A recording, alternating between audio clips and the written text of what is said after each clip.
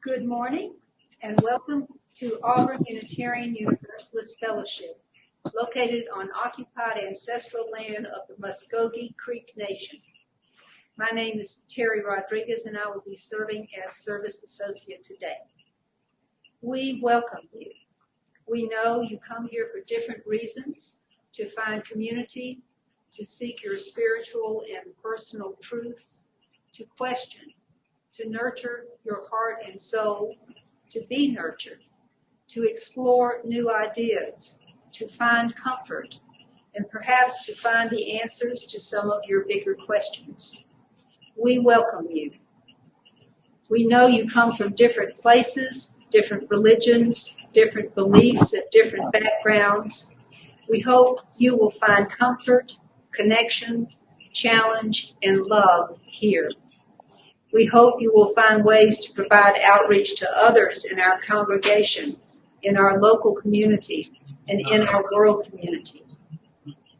On behalf of the members of the fellowship, I extend a special welcome to all visitors who are joining us for the first time and to those who still feel like visitors. We offer a special welcome to some visitors from the UU congregation of Gwinnett in Lawrenceville, Georgia, who are joining us today. If you have not already done so, please fill out a digital visitor card by visiting auuf.org/visitor so that we may welcome you. You may also contact our minister, the Reverend Chris Rothbauer, at minister@auuf.org with any questions or concerns you may have.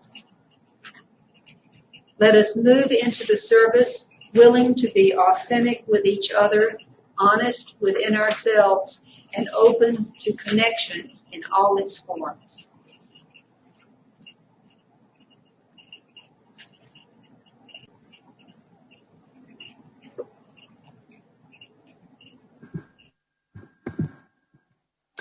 Good morning, friends.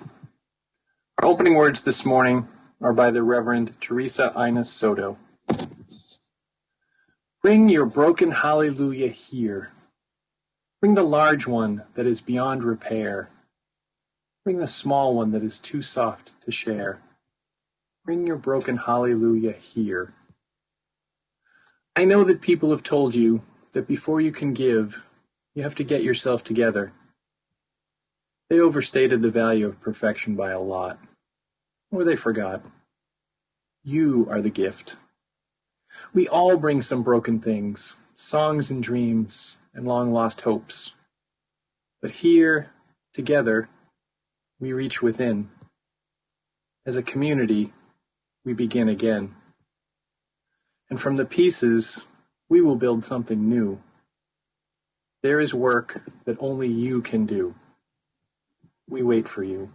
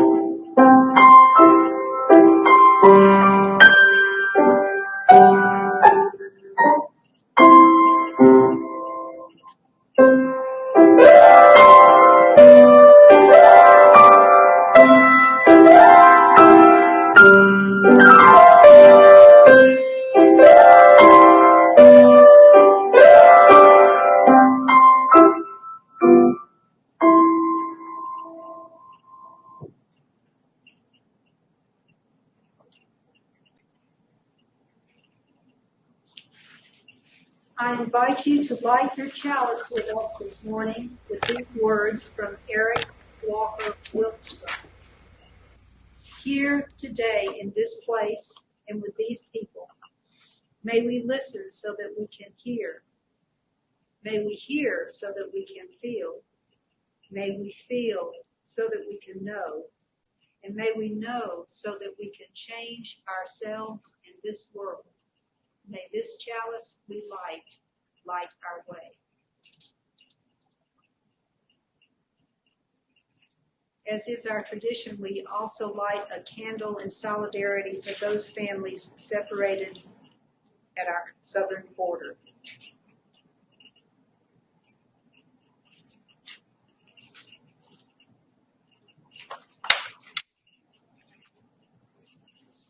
Our hymn this morning is number 346 in the gray hymnal. Please sing along with the choir. The words will be shared on the screen.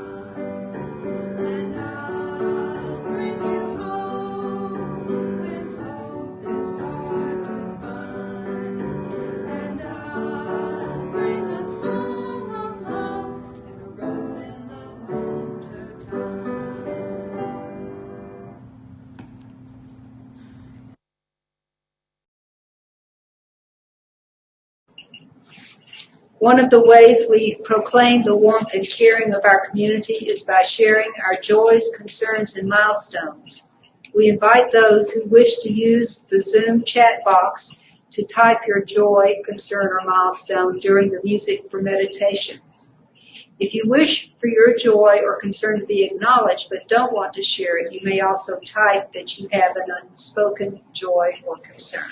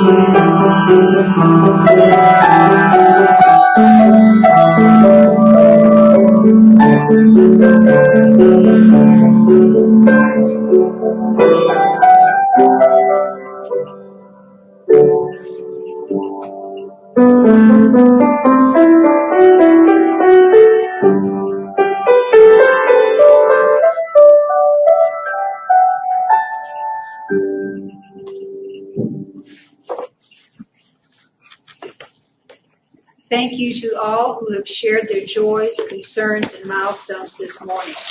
These joys and concerns were submitted in advance for sharing. May all the joys and concerns and milestones of this community, those shared aloud and those held in silence, be received into the care and concern of all present.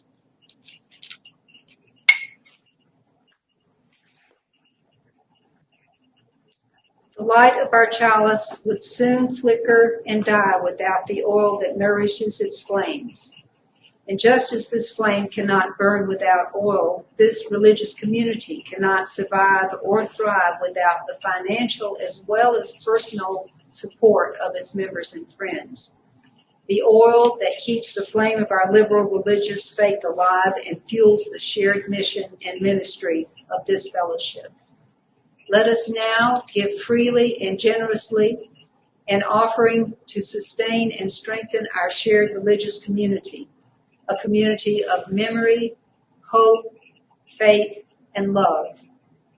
For we are now the keepers of this flame that burns for justice, its dream of beloved community, its vision of a world made whole.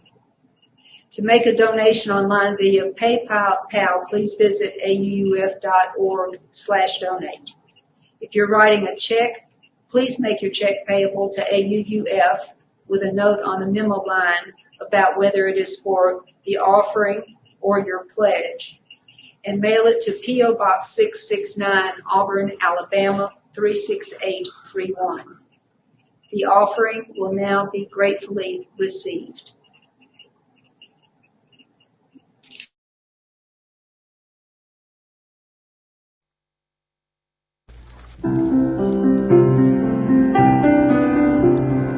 Love is the spirit of His church, that services along. Love is the spirit of His church, that services along. Love is the spirit of His church. Love is the spirit of His church.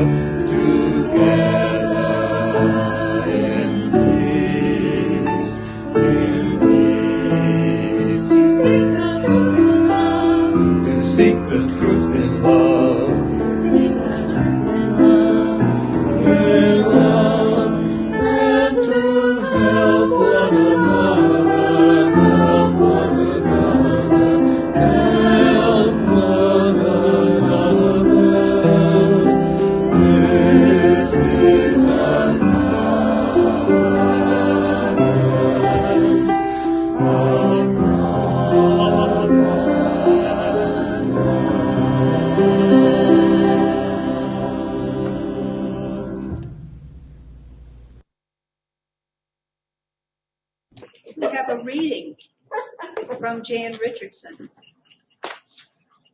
This is the blessing we cannot speak by ourselves.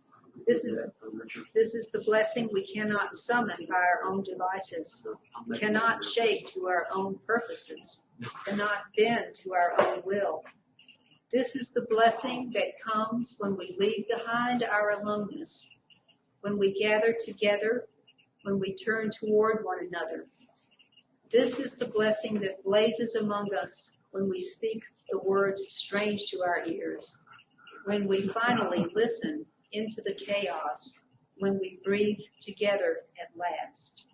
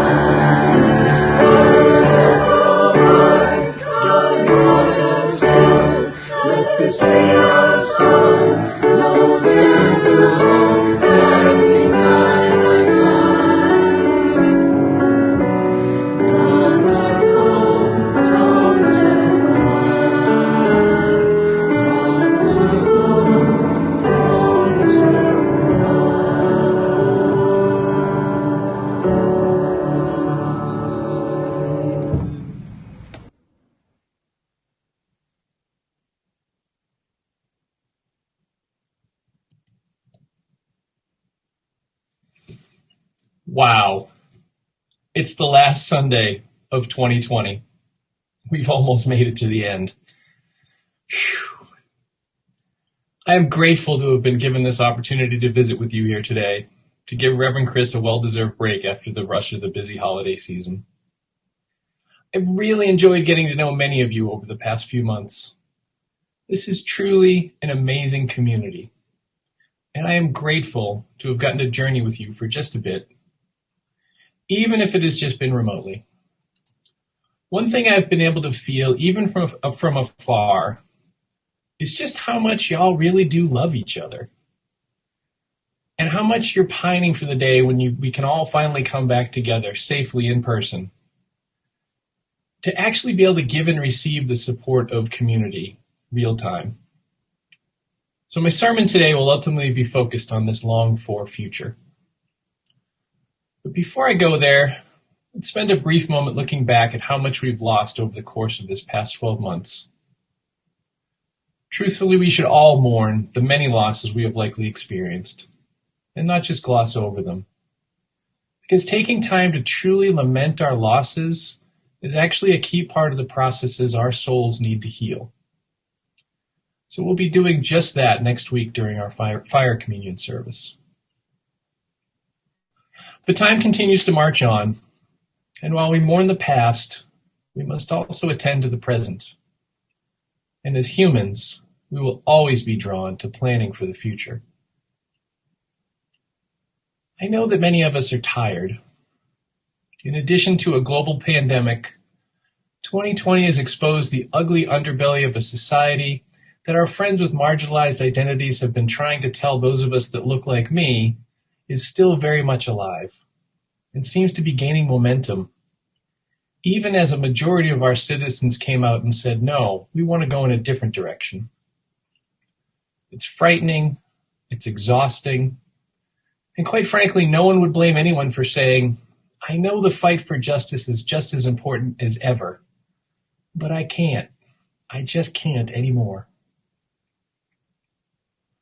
So knowing that that is the reality of the world that we are living in, and that I am trying to act as a faith leader within, it seems to me that I have a very narrow tightrope to walk. I need to offer you a way forward in this next year that sounds both powerful enough to save humanity from itself, yet easy enough to implement, that every single person listening to my words this morning can log off this Zoom meeting and say, I don't have much left to give in this fight, but I could surely do this simple thing. Could adopting a single, small, shared intention really be enough to help us turn the tide and restore a sense of control amongst all this chaos? The natural world holds lessons that tell us not only is that it may be so, but also there is only one way that ever has the potential to work. As I told my panicking daughter after her kayak flipped on a river this summer, and she was sure that she was drowning, just stand up, my beloved. The water isn't nearly as deep as you think it is. As I look around, it feels like we're all working hard to keep our heads above water. We all see these big problems in the world, and many of us feel guilty at some level that we can't do more to help. And then we give more than we have available because the system we are swimming in is designed to keep us running faster than a healthy human should have to run. And then we find we have nothing left to give. We wonder if our efforts to social justice can ever truly amount to enough to make a meaningful difference. I don't know about you, but I think it's time to listen to some new voices and consider some new ways forward. If we keep doing what we've been doing, we're going to keep getting what we've been getting. So here's my pivot. My latest searching has led me to discover the work of Adrienne Maree Brown. Adrienne Maree Brown is an author, an activist, a social justice facilitator, and a healer, whose work has informed large portions of the thinking behind both the Black Lives Matter and Occupy Wall Street movements. I'll say her name again because I want all the people listening to my words to seek her out if she isn't already in your view. Adrienne Maree Brown. I don't even know where to begin. I was instantly drawn to her thoughts because, like me, she listens to the lessons of nature to find solutions needed to heal our broken human systems. She draws a good bit of wisdom from Margaret Wheatley's Studies in Leadership, which is also based in science and nature. She pulls from quantum physics, biology, chaos theory. Time and again, everything that nature accomplishes comes down to relationships. Critical connections are essential. I'll say that again. Everything that nature accomplishes comes down to relationships. Brown studied the brilliant Black science fiction writer Octavia Butler. Her stories tend to have a consistent thread woven through that reminds us that all successful life is fractal. A fractal is a never-ending pattern that repeats itself at different scales. And although fractals appear complex, they are made up of simple, repeating processes. Our universe is made up of patterns, which can be expressed in simple math and converted to images with infinite levels. We see this perspective everywhere in nature. The branches of trees look the same as the branches of the circulatory system, which look like the patterns of rivers when viewed from high above. The pattern of a hurricane is the same as a spiral seashell, which is the same as a spiral galaxy. The world under the microscope looks the same as the universe through the telescope. These are the laws of nature. The large is ever made up of nothing more than the small, repeated and replicated over and over again. And here is Brown's lesson for us. Her emergent strategy shows us how we can be fractal in our organizing and in our leadership. We are all individual fractals of a larger dream. Our homes are fractals that combine to make our neighborhoods. Our churches are fractals of larger communities, and our communities are interconnected to form the larger society.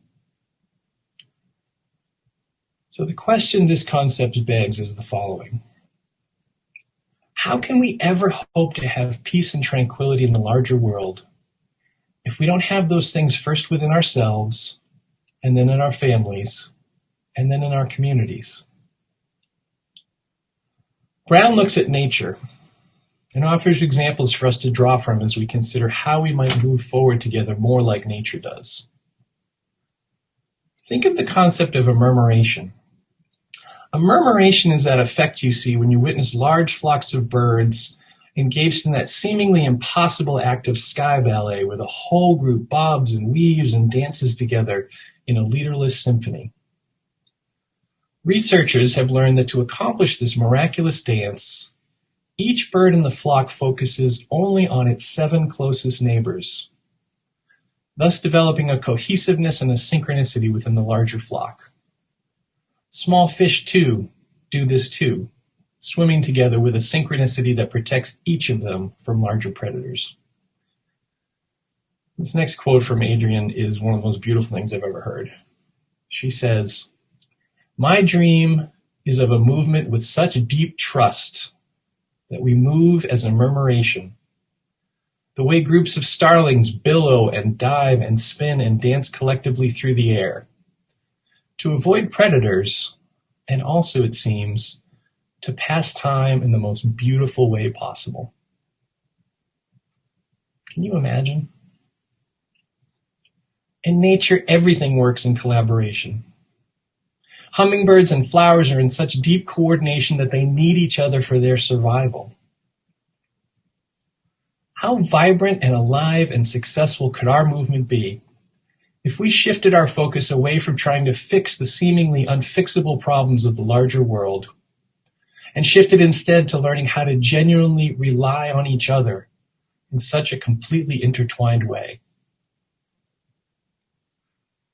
Maybe it's less of a learning than a remembering what we seem to have forgotten. Brown says, small is good, small is all. Because remember again, the large is a reflection of the small. This is really good news. We don't have to worry about saving the whole world. This strategy encourages us to start local. Think about it. That's the level where nature always does her work. Why would we think we need to attend to anything beyond that? Brown implores us to focus on critical connections more than critical mass. She says we build resilience by building relationships. What we pay attention to grows and expands. The large mimics the small. What then should we do? First, we must learn to find our own balance. Our faith tradition offers plenty of paths for us to explore. The challenge here is overcoming the messages of guilt and shame that our society has attached to self-care. Thankfully, if this describes you, the solution I'm about to offer includes healing for your soul as well. The only thing I'm going to ask you to consider is setting your New Year's resolution to just strengthening the connections within this community a little bit more. with truly committed intention. Quite simply, to just make sure that you and all of your neighbors are truly cared for in the year ahead. The good news is that this is something I think this community already does just about better than any other I've had the honor of being a part of. What I'm talking about here is doubling down on a strategy that you're all already most all doing pretty well. I'm just talking about ramping it up even more. See, I don't just mean checking on someone when they're recovering from an illness. I propose what our society really needs to heal itself is a radical return to loving community. The same process that ensured our survival as a species to this point.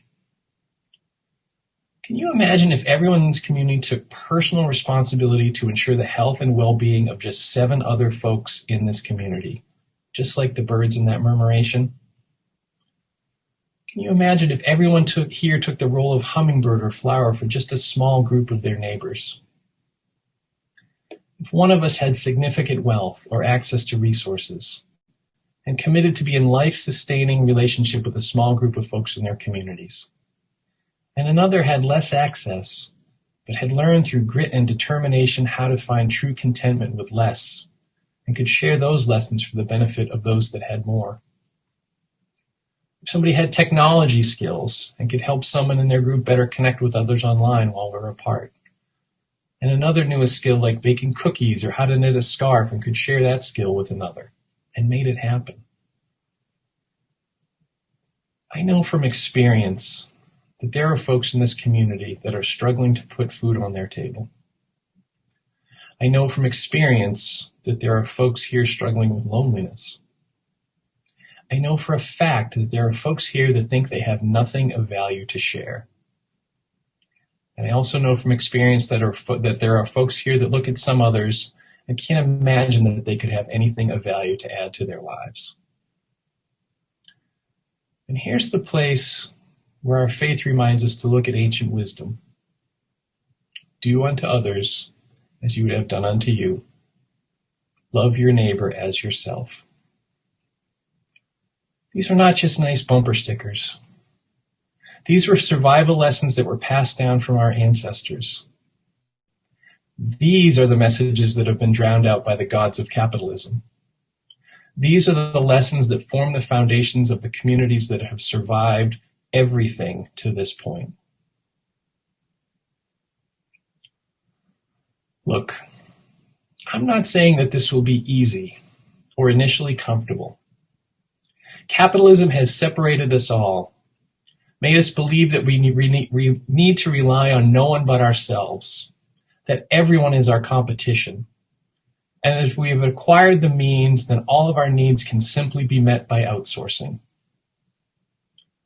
What I'm suggesting would initially feel really messy. You might have to spend some time with folks you might initially wish you didn't have to. If you have wealth, you might need to share more of it than initially feels comfortable. But honestly, do you feel comfortable now with the way things are?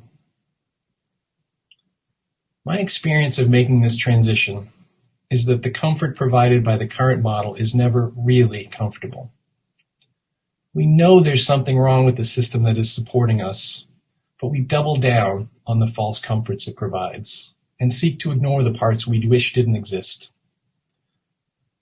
And it can't just be the extroverts, the natural connectors doing all this work. We all need to turn towards each other to both offer and accept support from our neighbors for this work. Now, unfortunately, I can't tell you exactly what this looks like. The theologians I've introduced you to invoke chaos theory and remind us that nature succeeds in messy ways through trial and error until it finds out what ultimately works. Maybe instead of being like the birds in the murmuration, it's not paying close attention to 7 of your neighbors. Maybe in human systems the number is 2 or 10. I don't know. The process to find out is through experimentation. But here's the beauty of the approach I'm proposing to you this morning. You don't need to feel like you're trying to save the whole world if you simply put your faith and efforts into this one simple strategy. Can you imagine what would happen if 12 months from now, we all set our New Year's intention to practice this radical version of collective neighborly support? Can you imagine how much stronger everyone in this community would be? And can you imagine how compelling that story would sound to every new person that came into contact with a member of this community? It might sound like, wait, you're a part of a community where every single person is cared for and has everything they need to feel safe and secure and loved? How do I become a part of that community? And if a community like that one spread, and all UU communities began to focus on that radical mutual support, and they started to expand, how long would it be until the smallest unit of that fractal, the individual that committed to balance herself, who then committed to support balance in their own community, how long till the majority of our society began to be grounded in balance and life and collective salvation, as opposed to the greed and extraction and zero-sum outcomes of the capitalist game? Imagine. Today, we might feel like we are drowning. Could our salvation really be so simple as just standing up where we are and deciding to take better care of those around us? It's almost a new year. This is the time for making those resolutions. What if you all simply commit publicly and proudly to just two things? What if everyone here committed to checking in consistently with as many folks as possible in this community to see how they are doing, and seeing if there's anything we might have to offer them or help them out? And as a part of this, what if each person also committed to have the courage of vulnerability required to answer this question honestly when it comes, and actually give voice to what we all need to have our needs met? Look, I don't know what 2021 has in store for us. I only know that the more tightly we are connected, the stronger and more resilient we will be, no matter what challenges arise. The large reflects the small. This is the path of nature. Let kindness for others and ourselves be the pattern that we begin to expand into the world in this coming new year. Blessed be, and may it be so.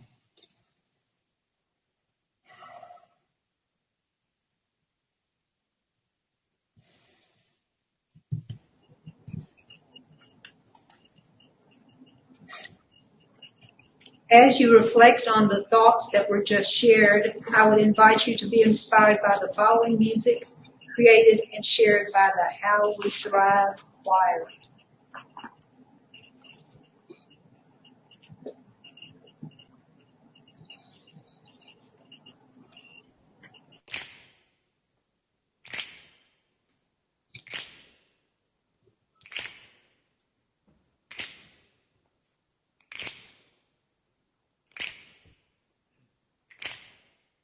We shall be known by the company we keep, by the ones who circle around to tend these fires.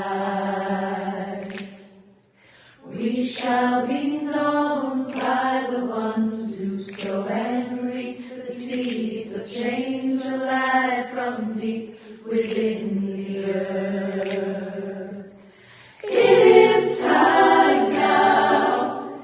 It is time now that we thrive. It is time we lead ourselves into the well.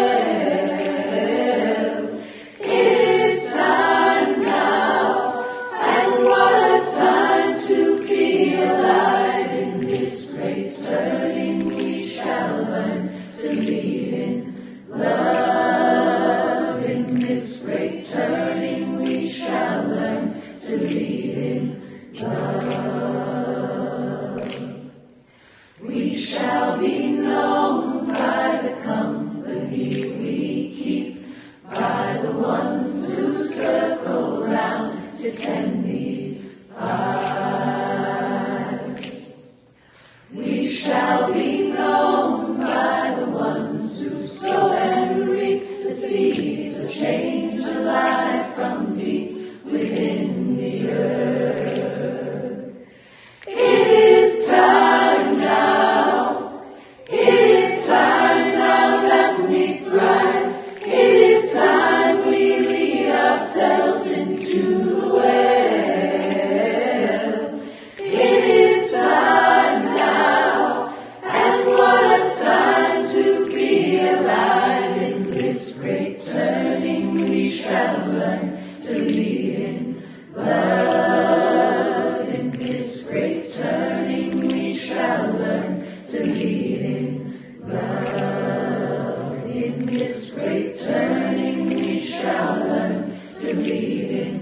Love in this great turning we shall learn to lead in love.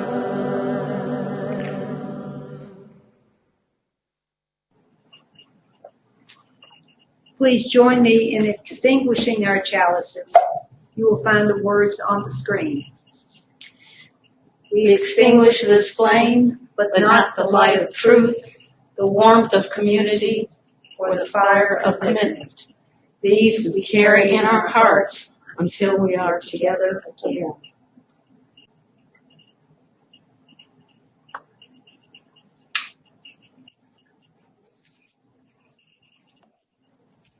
Please join us now for our sung benediction.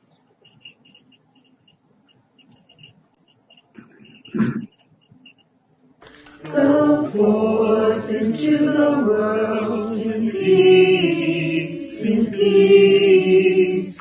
Be of good courage, hold fast that which is good, Lord. Go forth into the world in peace, in peace. Love all people, rejoicing in the power of the Spirit. Go in peace.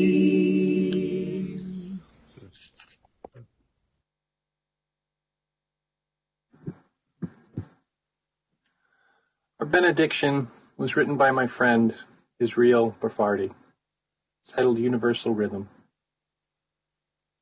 My friends, when you go from here, know that our hearts are always in a holy place, for we are always connected to one another. Know that deep down, our hearts beat in one universal rhythm. May we each find the sacred space to hear it. Blessed be.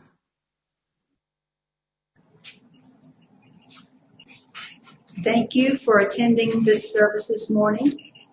Please join us for coffee hour so we can reconnect with one another in this time of social distancing.